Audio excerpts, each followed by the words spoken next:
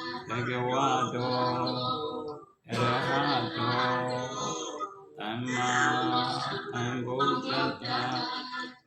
Namo Tassa Bhagavato Arahato Dhamma Sambuddhassa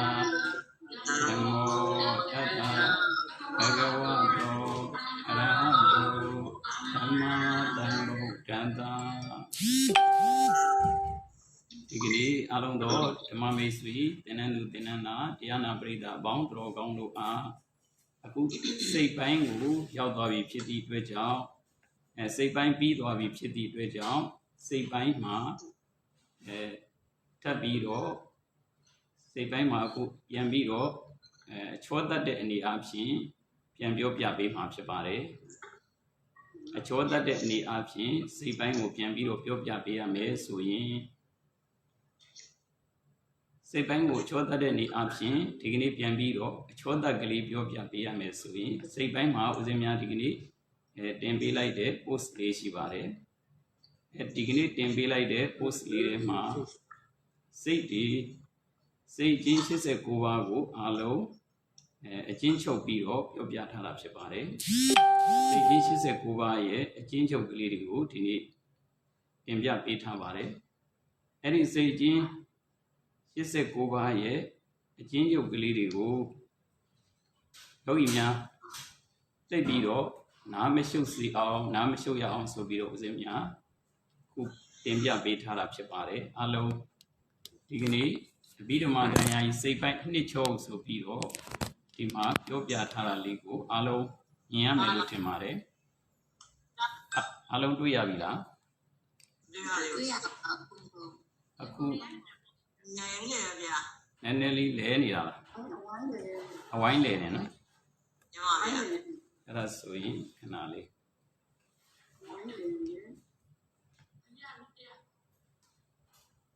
အဲ့ဒါဆိုရင်အဝိုင်းလဲနေတယ်စိတ်89ပါးလေးကိုဦးဇင်းများအခုစိတ်89ပါးဘက်ကိုအခုပြန်သွားမယ်စိတ်89ပါးကိုပြန်သွားမှာဆိုတော့စိတ်89ပါးနဲ့အခုတွေ့ရလားမသိနော်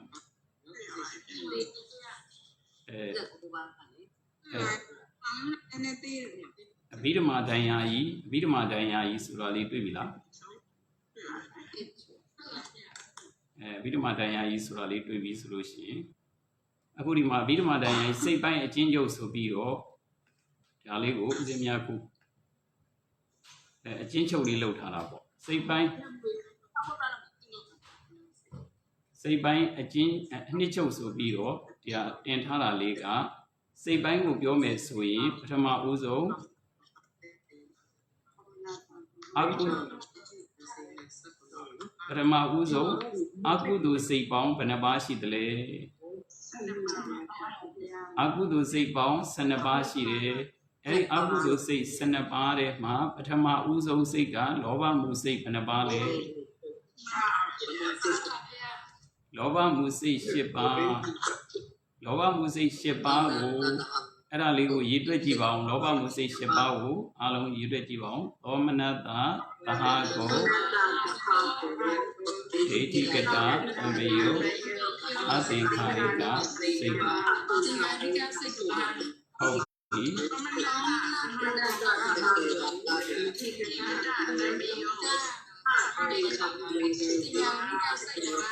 ဟုတ်ပြီ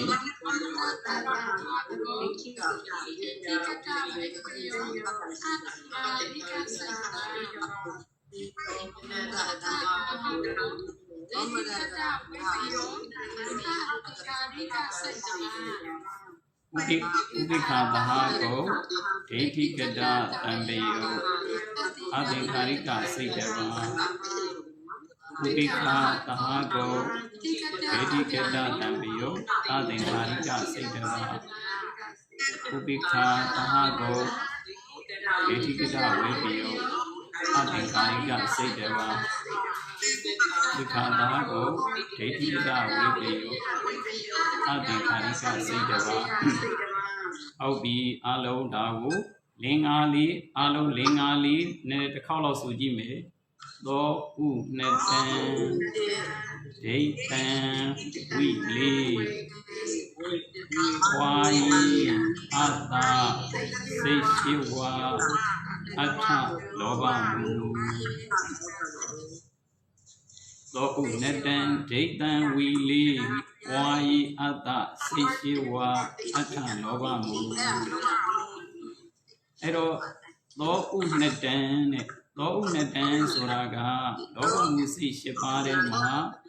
သောမနတဝေဒနာသောမနတအာကုတ်ရဲ့ဥပိ္ပခာအာကုတ်ရဲ့နှစ်ခုရှိတယ်လို့ဒီလိုနားလည်ရမယ်သောမနတအာကုတ်ရဲ့သောမနတအာကုတ်ရဲ့ဥပိ္ပခာအာကုတ်ရဲ့ဒီမှာဝေဒနာအနေနဲ့ပြောရင်နှစ်မျိုးရှိတယ်လို့နားလည်ရမယ်သောမနတနဲ့ဥပိ္ပခာနှစ်မျိုးပဲလို့ဒီလိုနားလည်ကြရမယ်အဲ့တော့ဒီနေရာမှာသောမနတနဲ့ဥပိ္ပခာနှစ်မျိုးပဲရှိတယ်လို့တော်ကောင်းများကအရင်ဆုံးနားလည်ထားရမယ်အဲ့ဒီလိုနားလည်ထားပြီးပြီဆိုရင်ဒိဋ္ဌံဝီလေး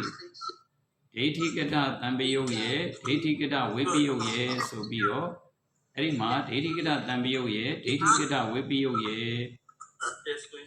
အဲ့ဒီမှာလည်းပဲဒိဋ္ဌိကတသံပယုတ်ရဲ့ဒိဋ္ဌိကတဝိပယုတ်ရဲ့အဲ့ဒီနှစ်ခုနဲ့တွဲမှာဆိုတော့ဒိဋ္ဌိကတသံပယုတ်က2ပါးဒိဋ္ဌိကတဝိပယုတ်က2ပါးသောမနတထဲမှာဒိဋ္ဌိကတသံပယုတ်2ပါးရှိတယ်ဒိဋ္ဌိကတဝိပယုတ်2ပါးရှိတယ်နောက်ဥပိ္ပခာထဲမှာလည်းအလိုတူတူပဲဒိဋ္ဌိကတသံပယုတ်2ပါးဒိဋ္ဌိကတဝိပယုတ်2ပါးပဲအဲကြောင့်သောဥနှစ်တံဒိဋ္ဌံဝိလေးဝါယီအတ္တဒိဋ္ဌိကတသံပယုတ်မှာလည်းပဲအသင်္ခါရိကနဲ့သသင်္ခါရိကဒိဋ္ဌိကတဝိပယုတ်မှာလည်းအသင်္ခါရိကနဲ့သသင်္ခါရိကအဲ့တော့အနဲ့သနဲ့ပွားရမယ်လို့ဒီလိုအဓိပ္ပာယ်ရတယ်ပွားယီအတ္တဆိုတာအသင်္ခါရိကနဲ့သသင်္ခါရိကဒီလိုပွားရမယ်လို့အဓိပ္ပာယ်ရတယ်ဒါဆိုရင်ဒီလင်္ကာလေးကိုကြက်ပြီးတော့နည်းနည်းလေးမှတ်သားထားလိုက်ရင်လောဘမှုစိတ်၈ပါးရသွားမယ်လောဘမှုစိတ်၈ပါးထဲမှာသောမနတဘယ်နှပါးရှိသလဲဆိုတာလေးကိုမှတ်ထားရမယ်ဥပိ္ပခာဘယ်နှပါးရှိသလဲ၄ပါးအဲ့တော့ဒီသောမနတ၄ပါးထဲမှာဒိဋ္ဌိကတသံပယုတ်ဘယ်နှပါးရှိတယ်2ပါးဒိဋ္ဌိကတဝိပယုတ်ကဘယ်နှပါးရှိတယ်သောမနတထဲမှာအသင်္ခါရိကပေါင်းဘယ်နှပါးရှိတယ်အသင်္ခါရိကပေါင်းဘယ်နှပါးရှိတယ်နောက်ဥပိ္ပခာပေါင်းဘယ်နှပါးရှိတယ်ဥပိ္ပခာ၄ပါးထဲမှာဒိဋ္ဌိကတဝိပယုတ်ပေါင်းဘယ်နှပါးရှိတယ်သံပယုတ်ပေါင်းဘယ်နှပါးရှိတယ်အသင်္ခါရိကပေါင်းဘယ်နှပါးရှိတယ်သသင်္ခါရိကပေါင်းဘယ်နှပါးရှိတယ်အဲ့ဒါအားလုံးကိုခုလောဘမှုစိတ်၈ပါးကိုအဲ့ဒီတိုင်းကြည်ညက်နေတယ်လို့တဲ့ကြံတဲ့စိတ်တွေကိုလည်းအဲ့ဒီလိုကြည်ညက်နေရမယ်တဲ့အဲ့ဒီလိုကြည်ညက်နေရင်ဒီစိတ်ပိုင်းမှာစာမေးပွဲဖြေရင်လည်းပဲဖြေလို့လွယ်သွားပြီလို့မှတ်ရမယ်အဲကြောင့်ဒီဆောင်ပုဒ်ကလေးကိုအဓိကတော့ဒီဆောင်ပုဒ်ကလေးကိုရပြီးတော့လုတ်တတ်အောင်ပြန်ချရေးတတ်အောင်လေ့ကျင့်ရတဲ့စာမေးပွဲသမားဆိုရင်တော့ဒီဆောင်ပုဒ်ကလေးကြက်ထားရမယ်နားလေယုံသဘောပေါက်ယုံဆိုရင်တော့လည်းပဲသိပြီးတော့အထူးကျက်စရာမလိုပါဘူးဒီထဲမှာကိုကသဘောတရားနားလည်ဖို့အရေးကြီးပါတယ်နောက်ဒေါသမှုစိတ်2ပါးဆိုတာလေးဆက်သွားပါမယ်ဒေါသမှုစိတ်2ပါးဆိုတာလေးကိုတစ်ခေါက်လောက်ဖတ်ကြည့်ပါဦးဒေါမနတသဟာကိုပတိကသံပယုတ်အသင်္ခါရိကစိတ်တစ်ပါးဒေါမနတသဟာကိုပတိကသံပယုတ်အသင်္ခါရိကစိတ်တစ်ပါးဒါဆိုရင်ဒေါသမှုစိတ်2ပါးဒေါသစိတ်2ပါးရှိတယ်ဒေါမနတသဟာကိုပတိကသံပယုတ်ရဲ့ပတိကသံပယုတ်အသင်္ခါရိကစိတ်ရဲ့ဒေါမနတသဟာကိုပတိကသံပယုတ်အသင်္ခါရိကစိတ်ရဲ့ဆိုပြီးတော့ဒေါသမှုစိတ်2ပါးရှိတယ်ဒါလောက်ဆိုရင်နည်းနည်းလေးမှတ်မိသွားပြီဒေါသမှုစိတ်က2ပါးမောဟမှုစိတ်ကဘယ်နှပါးရှိသလဲ2ပါးပါဗျာမောဟမှုစိတ်2ပါးက မောမှုစိတ်နှစ်ပါးဖတ်ကြည့်ပါဦးဥပိ္ပခာတဟကိုဝိသိကိစ္စသံပေယုစိတ်တစ်ပါးဥပိ္ပခာတဟကိုဩဒိသသံပေယုစိတ်တစ်ပါးအဓိကကတော့မောမှုစိတ်မှာဥပိ္ပခာရီပဲဖြစ်တယ်ဝိသိကိစ္စသံပေယုနဲ့ဩဒိသသံပေယုဒါပဲကွာသွားတယ်အဲ့တော့မောမှုစိတ်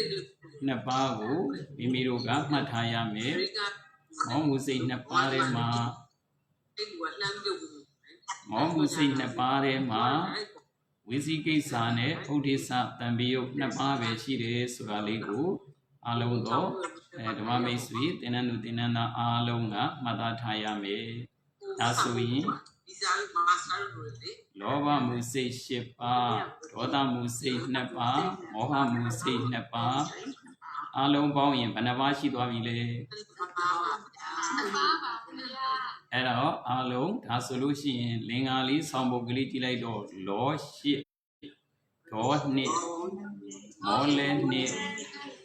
စနစ်အကုသိုလ်လောရှိဒေါနှစ်မောလဲနှစ်စနစ်အကုသိုလ်အဲ့တော့ဆိုရင်မှတ်မိသွားပြီလားအကုသိုလ်စိတ်ကိုမှတ်မိဖို့ရာအတွက်လင်္ကာလေးတပုတ်ပဲမှတ်ထားလိုက်တော့လောရှိဒေါနှစ်မောလဲနှစ်စနစ်အကုသိုလ်အဲ့ဒါဆိုရင်အကုသိုလ်စိတ်ဒီလောက်ဆိုရင်ရှင်းပါမလားရှင်းသွားပြီဆိုရင်အကုသိုလ်စိတ်ပြီးသွားရင်အဟိတ်စိတ်ကိုတွားကြရအောင်အဟိတ်စိတ်ကအလုံးပေါင်းအဟိတ်စိတ်ပေါင်းဘယ်နှပါးရှိတယ်အဟိတ်စိတ်ပေါင်း18ပါးရှိတယ်အဟိတ်စိတ်18ပါးထဲမှာအဟိတ်စိတ်18ပါးထဲမှာပထမဦးဆုံးအဟိတ်စိတ်ကဘာလဲလေဟုတ်ပြီသူကအကုသလဝိပဿိ9ပါးပေါ့နော်အကုသလဝိပဿိ9ပါးအဟိတ်စိတ်18ပါးထဲမှာအကုသလဝိပဿိက9ပါးရှိတယ်အကုသလဝိပဿဒီနေရာမှာအပြည့်စုံလေးမှတ်ထားရမယ်အပြည့်စုံပြောမယ်ဆိုရင်အဟိတ်အကုသလဝိပဿိ9ပါးလို့ဒီလိုလေးမှတ်ထားရမယ်အဟိတ်အကုသလဝိပဿိ9ပါးလို့နော်အဲ့တော့အဟိတ်အကုသလဝိပဿိ9ပါးရှိတယ်ဆိုတာလေးကိုမှတ်ထားလိုက်လို့ရှိရင်အဲ့ဒီအဟိတ်အကုသလဝိပဿိ9ပါးအကုသလဝိပဿဆိုတာအကုသိုလ်ရဲ့အကျိုးလို့အဓိပ္ပာယ်ရတယ်အကုသိုလ်ရဲ့အကျိုးဆိုတော့ကောင်းကျိုးလားမကောင်းကျိုးလားမကောင်းကျိုးစိတ်ပေါင်းအဲ့ဒီမှာမကောင်းကျိုးစိတ်ပေါင်းအလုံးဘယ်နှပါးတယ်လေ9ပါးအဲ့ဒီ9ပါးကိုကဲအလုံးဖတ်ကြည့်ပါဦးဥပိ္ပခာတဟကိုသကုဝိညာဉ်စိတ်တစ်ပါးဟုတ်ပြီဥပိ္ပခာတဟကိုသောတာဝိညာဉ်စိတ်တစ်ပါးဥပိ္ပခာတဟကိုခန္ဓာဝိညာဉ်စိတ်တစ်ပါးဥပိ္ပခာတဟကိုစိတ်ဝိညာဉ်စိတ်တစ်ပါးဒုက္ခသဟကိုကာယဝိညာဉ်စိတ်တစ်ပါးဥပိ္ပခာသဟကိုသံဃိဆိုင်စိတ်တစ်ပါးဥပိ္ပခာသဟကိုတန်တိရဏစိတ်တစ်ပါးအခုဒါဆိုရင်အလုံးခဏလေးနည်းနည်းခန္ဓာလေးနည်းနည်းငြိမ်ပြီးတော့နားထောင်ကြည့်ပါဦးဒါလေးကိုဦးစင်းနည်းနည်းရှင်းပြခြင်းနဲ့ဒါလေးကိုနည်းနည်းလောက်ရှင်းပြခြင်းနဲ့အဟိအကုသလဝိပဿိအဟိအကုသလဝိပဿိပေါင်း9ပါးရှိတယ်အဲ့တော့အကုသလဆိုတာကအကုသိုလ်ဝိပဿဆိုတာကအကျိုးအကုသလဝိပဿဆိုတော့အကုသိုလ်ရဲ့အကျိုးတဲ့အကုသိုလ်ရဲ့အကျိုးပေါင်းမကောင်းကျိုးပေါင်း9မျိုးရှိတယ်တဲ့မကောင်းကျိုး9မျိုးဆိုတာက Number did the Ubekata go Seku Winyan, Seku Winyan Soraga. Mean they look like this sickly, mean this sickly. Mean this sickly got Macon Jude. Abilo Macon you look Cora Lelo me, Tiniama Macona go mean Elo Debe Yare. Macona go Miadaha, Akutala Wipe. Ero the Mami Swimia, Emiro. Mia do ya at him, Macona, even Mieniara, Kumajaita, even Mieniara, good Homajara, even Mieniara, sweet, good la Wibella, Agudala Wibella, Agudala Wibe, Suro, Udoye, Jula, Agudoye, Jula, Eri Agudo, go, Umialo Bigedala, Kurai Lokedala. A day donga, Kurai located to a jawn, a Kurai, a Judiari, Pianyara, Ero, who loaded a jonga, Kuma, a Judiari, Pianyara, Magona, Miara, Magone Bogu, Miara, who Magina de Bogu, you were Kanakana, Mianiara, Era, Magon Ju, Eri Magon Ju have a do lodo, Yadale me, Magon Jong, Kukurai Lodo, Kukurai Yara, Lotilunale Yame. Ero. Macona go Miaraga, Agudala Wibe, and it's a dollar in Macona, Jayarale, Agudala Wibe, Macaunari, Nayarale, Agudala Wibe, Macaunari, Sayarale, Agudala Wibe. Now, Dokadago Gaya Winyansuro, Macaunari ne Tia Duyara, Macaunari ne Tia Duyara, Sinzin Ye. Tia Duyara, Gaya Winyan Suragaro, T. Duiraripo. Magonari, T. Duyara, Agudala Wipe. Now we got Ago, Tambari Science Dava, Tambari Science Suragaro, Lekane Sikli. The Lekane Sikli Garo, Tiniama Namale, they would now buy Nijama, Shimpia Piva me, Kuro, the Dain Halime. Now Ubikadago, Tandina say Suraga, Songzane say. Songzane Sega Leve, now ma Pioro me, Tasuin, a Kudinia ma Piangilaido, Seku Winyan say ye, Oda Winyan say ye, Kana Winyan say ye, Sewa Winyan say ye, Kaya Winyan say ye,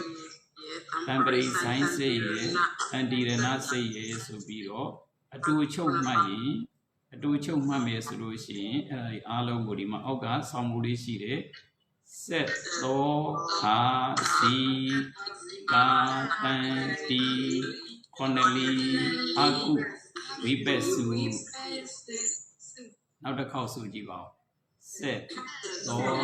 ka si ka tan ti Connelly Aku Vipesu.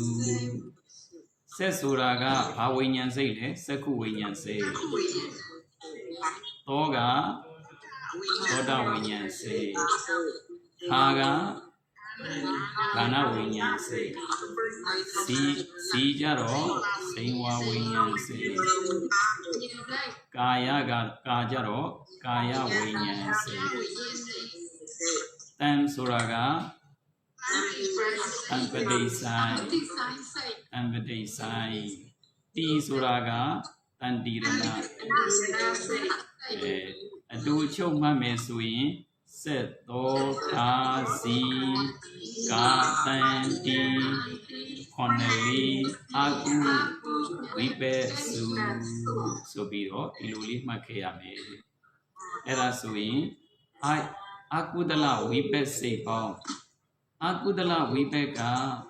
say she said Kubarema. Akudala Wipe solo, Tikonaba Shira. Say, she said, a Kuba she de Tema, Akudala Wipe Suyin, Alon Laisha Gilai, Akudala Wipe Siga, Tikonabare ve Shire, look Makeame. Nauta machine I know, Akudala Wipe Sebo, Konabave Shire. Say, she said, Kubarema, Akudala Wipe, Nauta Bena Mama, but we are Utinia Mave to me, Lutiluri Make.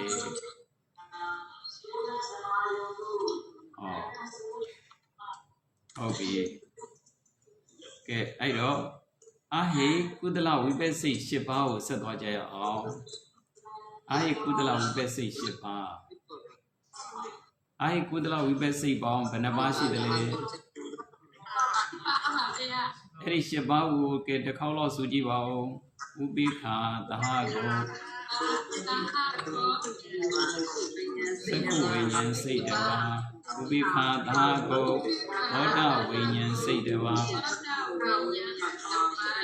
Ubikha Dhago Kana Vinyan Saidava Ubikha Dhago Sima Vinyan Saidava Dukha Dhago Kaya Vinyan Saidava Ubikha Dhago Antade Sai Saidava Romanat Dhago Tandirana Saidava Ubikha Dhago Tandirana Saidava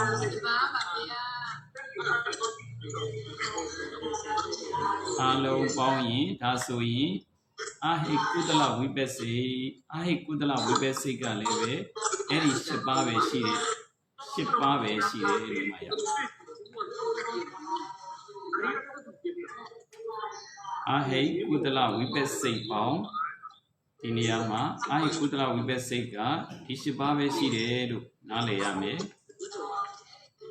Ahi Kudala Wipesi diga Kudrogomya like the Kama Ahi Kudala Wipesi Paung Eri Ma Shipa be shire Eri Shipa be shire Nale Kayame I wrote Taga Iniyama Due Nameliga Ahe Kudala Wipesi Lokizon Joya Ero Gairi Mai Era Wunelli Arali Wunelli Ayo site Nathong Gilai me Erima Ahe Kudala Wipesi Lokizon Joyare Ahe Kudala Wipesi Yoji Wang Brubiomle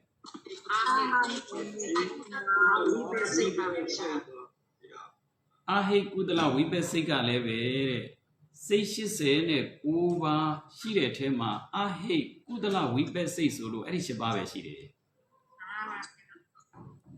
Ahi Kudala Wipesi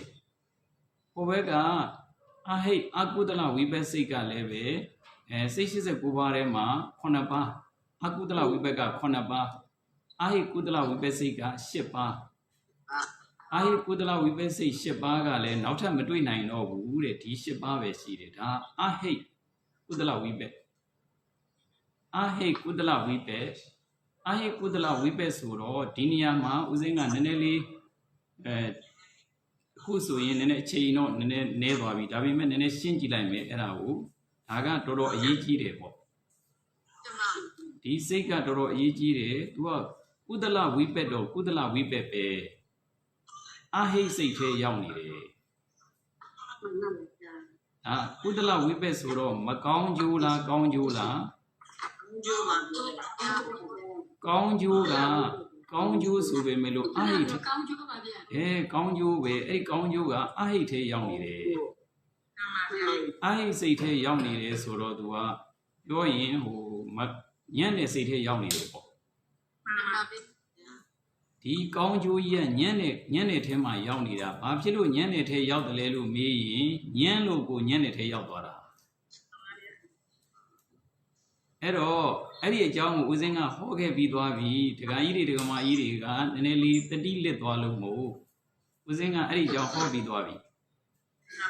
Pema, Perunga Hoge the Lelu me, Kudu using can you mean the Yanshin Biga, Dihe Kudu, Koso Jayo. Oh, Kudu using can you mean the Yanshin Biga, Dihe Kudu, Koso Jayo. Kudu Burekama, Kane Jubiku, Di Mien Biro, Uresui, Eri Kudu, Dihe Kudu, Lo Kore. Dihe Kudu, Koso Jayo. A Jew Mammy, Yamashindo, Hordwin, Dwihe Kudo City. A Jew Mammy, Yamashindo, Hordwin, Dwihe Kudo City. Oh, a Jew Mammy, Yamashindo, Hordwin, Dwihe Kudo City. A အဲ့တော့ကုသိုလ်ပြုတဲ့အခါမှာကံကြိုးမြင်သိဆိုတာကံနဲ့ကံရဲ့ကြိုးပေးကိုမြင်သိပြီးတော့လုပ်လို့ရှိရင်တိရိတ်ကုသိုလ်ကံနဲ့ကံရဲ့ကြိုးပေးကိုမသိဘဲနဲ့လုပ်ရင်ဒွိဟိတ်ကုသိုလ်ဒွိဟိတ်ကုသိုလ်ကံနဲ့ကံရဲ့ကြိုးပေးကိုသိမြင်ပြီးတော့ကုသိုလ်လုပ်ရင်တိဟိတ်မသိမြင်မဲနဲ့ကုသိုလ်လုပ်ရင်ဒွိဟိတ်ကံနဲ့ကံရဲ့ကြိုးပေးကိုသိတာကဉာဏ်သိတာကဉာဏ်အခုအဲ့ဒီသိတဲ့ဉာဏ်နဲ့ကုသိုလ်ပြုလို့ရှိရင်တဲ့သိတဲ့ဉာဏ်နဲ့ကုသိုလ်ပြုရင်ဉာဏ်ပါတဲ့အတွက်ကြောင့်သူကတိကုသိုလ်ဖြစ်သွားတယ်ဉာဏ်မပါရင်ဉာဏ်ဟိတ်ရော့သွားတဲ့အတွက်ကြောင့်ဒွိဟိတ်ဖြစ်သွားတယ်ဒါဆိုရင်ကုသိုလ်ကဒီနေရာမှာ2မျိုးဖြစ်သွားပြီတိဟိတ်ကုသိုလ်ရဲ့ဒွိဟိတ်ကုသိုလ်ရဲ့ဆိုပြီးတော့ကုသိုလ်2မျိုးရှိသွားပြီတိဟိတ်ကုသိုလ်ရဲ့ဒွိဟိတ်ကုသိုလ်ရဲ့ဆိုပြီးတော့2မျိုးရှိသွားပြီနည်းနည်းလေးခဏလေးပိတ်လိုက်မယ်ခဏလေးအတန်လေးပိတ်လိုက်ပြီအဲ့တော့နည်းနည်းလေးနားထောင်ကြည့်မယ်အဲ့တော့ကုသိုလ်ပြုတဲ့အခါမှာကုသိုလ်ပြုစဉ်ကံကြိုးမြင်သည့်ဉာဏ်ရှင်ဘိကတိဟိတ်ကုသိုလ်ခေါ်ဆိုကြယောအကျိုးမမြင်ဉာဏ်မရှင်သောခေါ်တွင်ဒွိဟိတ်ကုသိုလ်စိတ်တည်ကုသိုလ်ပြုတဲ့အခါမှာကံနဲ့ကံရဲ့အကျိုးပေးကိုသိတဲ့ဉာဏ်ရှင်ပြီးတော့ပြုလို့ရင်တိဟိတ်ကုသိုလ်ဉာဏ်မရှင်ရင်ဒွိဟိတ်ကုသိုလ်ဒါလေးတစ်ချက်မှတ်ခဲ့မယ်ဉာဏ်ပါတာနဲ့တိဟိတ်ကုသိုလ်ဖြစ်ပြီးကုသိုလ်ပြုတဲ့အခါမှာဉာဏ်မပါရင်ဒွိဟိတ်ကုသိုလ်ဖြစ်ပြီးလို့ဒါလေးတစ်ချက်နားလည်ပြီးတော့တော်ကောင်းများကိုနောက်ထပ်ဆက်ပြောမယ်ကုသိုလ်ပြုစဉ်ကံကြိုးမြင်သည့်ဉာဏ်ရှင်ပြီးကတိဟိတ်ကုသိုလ်ခေါ်ဆိုကြယူအကျိုးမမြင်ဉာဏ်မရှင်သောခေါ်တွင်ဒွိဟိတ်ကုသိုလ်စိတ်တည်จิตလေသေးသက်ရှေ့နောက်နှစ်ရပ်ဝယ်ညှက်မှုကုသိုလ်ဥက္ကဆို၏ရှေ့နဲ့နောက်နဲ့ကုသိုလ်မပြုခင်ရှေ့ရဲ့ကုသိုလ်ပြုပြီးနောက်ရဲ့အဲ့ဒီရှေ့နောက်နှစ်ခုမှာကုသိုလ်ကြီးခြံရံပြီးတော့ပြုရင်တဲ့အဲ့ဒါဥက္ကဋ္ဌကုသိုလ်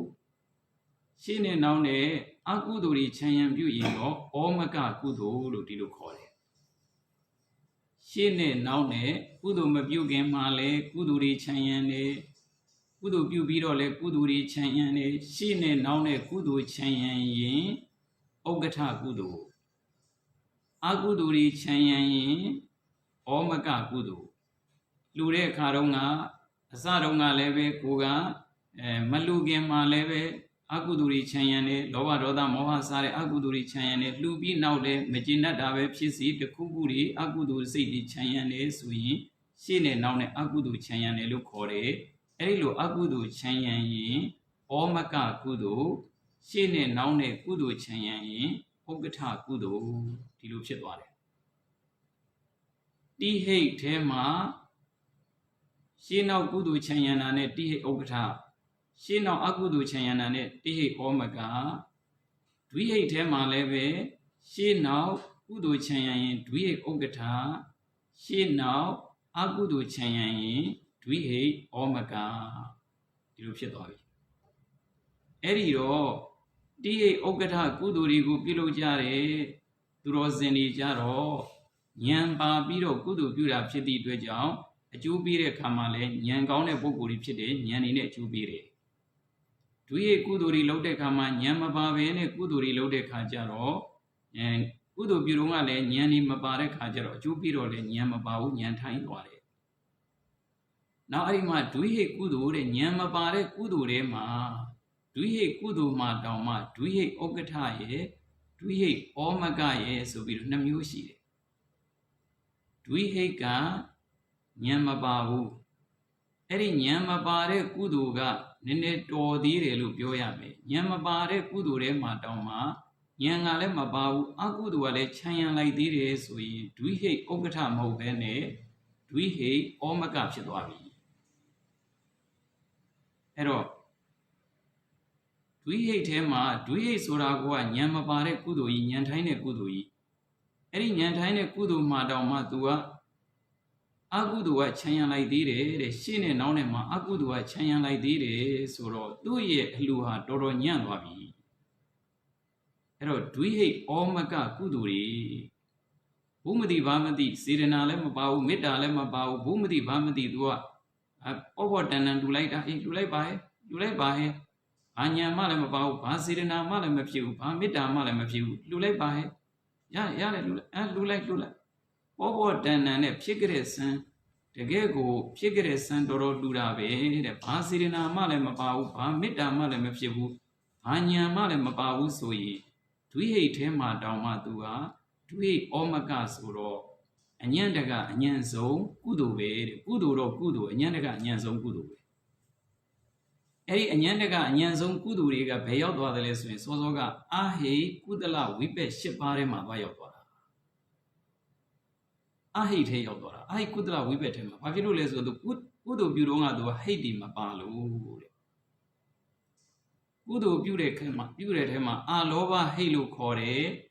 Aloba lo kore dua sunlo muri sirenari mabau adoda lo kore mitari le mabau re amoa lo kore nyan le mabau re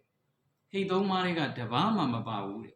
adoda suraga mitta aloba suraga sirena eri sirena le mabau mitta le mabau luro lebe aguduri chanyan biro ludire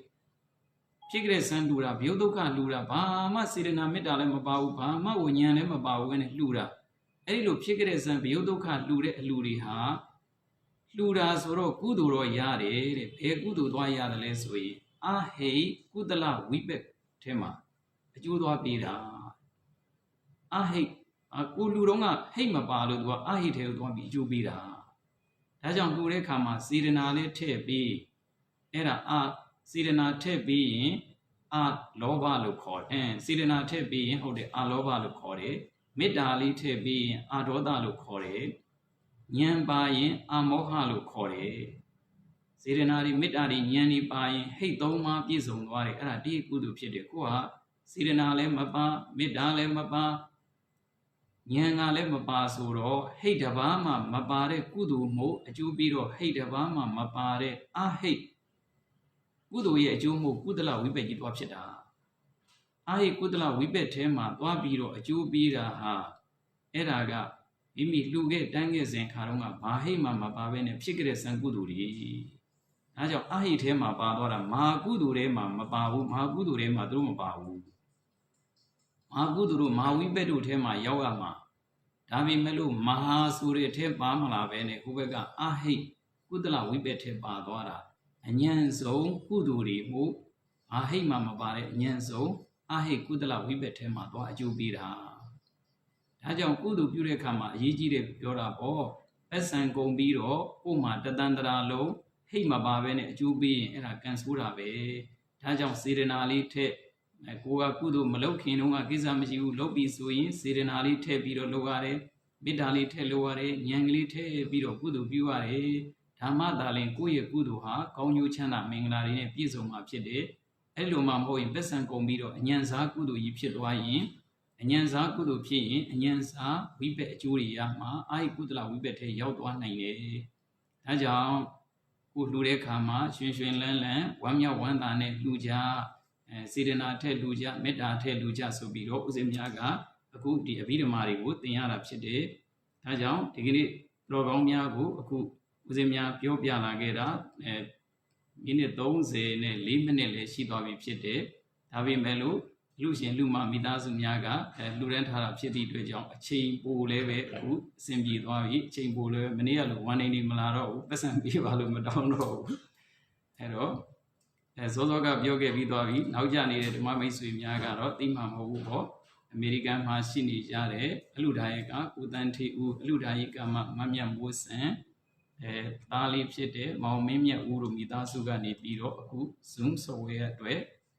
One aim may be also biro, Tinimenepe, Update Lobiro, Ludana Pshabare, Alo, Era Ligu, Logomia, Goanegowe, Aruko Bebu, Zimiaga, Adibivare, Labi ni Jayeno, Zeno, Tagavalo, Machine Jare, Tatawari, Meta Bume, look, Nelly, Uzemia, the Bijamare. Yanni Biro, Labiani, Uzino Shua Winchong Dima, Nissin, Asria Buzo West Biro, Yogi Drozenia, Layo Biro, Kroja Vare, Buzo Javare, အဲ့တော့နှစ်စဉ်နေ့တိုင်းဆိုဦးစင်းကတရားလေးဟောပေးတယ်သီလလေးပေးတယ်ဒီနှစ်တော့ကိုဗစ်ကာလဖြစ်နေတဲ့ခါကျတော့လာပြီးတော့ကြောလို့အဆင်မပြေပါဘူးအဲ့ဒီလိုအဆင်မပြေတဲ့ခါကျတော့အခုဒီ online ကနေပဲဦးဇင်းတို့ဆရာကြောတဲ့အနေအချင်းကြောပြီးတော့ဦးဇင်းများကသီလလေးပေးမယ်နောက်အရက်10မျက်နှာကိုမေတ္တာပို့ပါမယ်အရက်10မျက်နှာဆိုရင်အရှိရက်ကိုပို့မယ်ဆိုရင်အရှိရက်ကိုအာယုံပြုပြီးတော့ဖြစ်နိုင်အရှိရက်ကိုလှည့်ပြီးတော့